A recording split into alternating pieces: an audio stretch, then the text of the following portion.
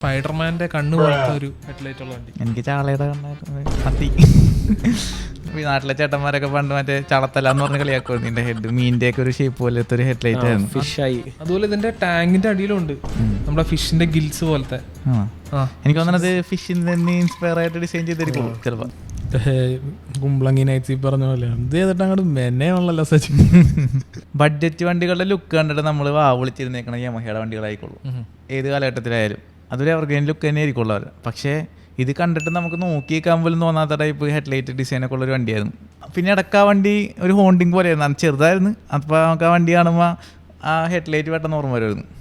പക്ഷെ അത് ആ സമയത്ത് എനിക്ക് തോന്നുന്നു ടു സ്ട്രോക്ക് ബാൻ വന്ന സമയത്ത് യമഹയുടെ ലെജൻഡറി ബൈക്സ് RX100, RX135 ഇതെല്ലാം നിർത്തി അടുത്ത് 4 സ്ട്രോക്ക് എൻജിൻസ് വെച്ച് മാർക്കറ്റിലേക്ക് കയറാൻ വേണ്ടി കഷ്ടപ്പെട്ട് ട്രൈ ചെയ്തുകൊണ്ടിരിക്കുന്ന സമയത്ത് ഇറക്കിയ വണ്ടികളാണ് ഇതൊക്കെ. ലിബറോ, ഫേസർ, പിന്നെ ക്രെക്സ്, ഇതൊക്കെ. പക്ഷേ പച്ച പിടിച്ചില്ല.